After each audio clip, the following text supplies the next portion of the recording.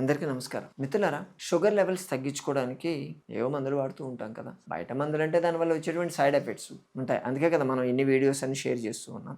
So ఈరోజు ఇంకో remedy చెప్తాను.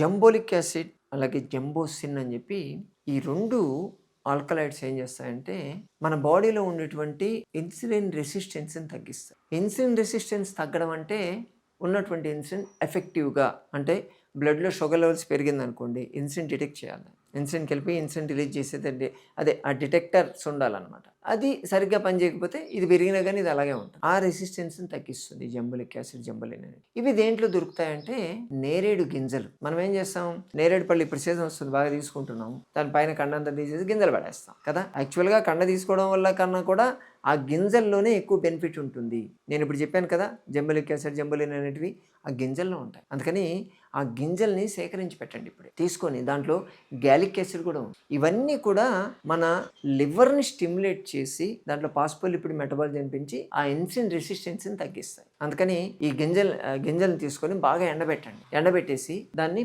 పౌడర్ పౌడర్ చేసుకుంటే వీటిని డైరెక్ట్గా ఇవేంటంటే ఫైటో కెమికల్స్ అంటే ప్లాంట్ బేస్డ్ కెమికల్స్. చెట్లకైతే డైరెక్ట్గా యూజ్ అయిపోతాయి. మనకు బయో అవైలబిలిటీ చాలా తక్కువ ఉంటుంది. మనం తీసుకున్నా కానీ దాంట్లో ఉండేది 100% మన బాడీకి వస్తుందని గ్యారంటీ లేదు. అందుకోసం అని చెప్పి దానికి అనుపానము అనేది కావాలి. మనం అనుపానం అంటే ఏదో ఒకటి యాడ్ చేస్తే అది దాంట్లో ఉండేటువంటి ఈ ఫైటో కెమికల్స్ని అబ్జర్వ్ చేసి బాడీకి, లివర్కి ట్రాన్స్ఫర్ చేస్తూ ఉంది. ఈ జంబోలిక్ యాసిడ్ వీటికి బాగా పనిచేసేటువంటి అనుపానం అంటే పాలు, ఆవు పాలు కానీ గేదె పాలు కానీ.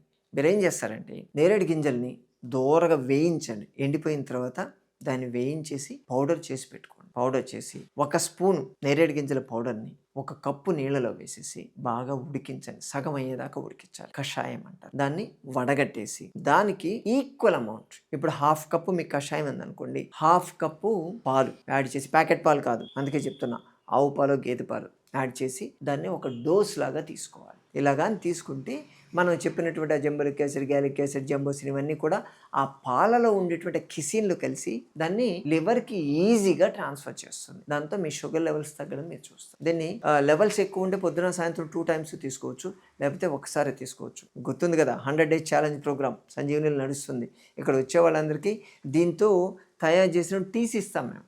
అంటే ఇదంతా తయారు చేసి మళ్ళీ ప్రిపేర్ చేయడం ఇదంతా తలకాయ నొప్పి కదా అని చెప్పి దీన్ని చేసి ఒక టీ బ్యాగ్ లాగా ఇస్తాం. Tea bag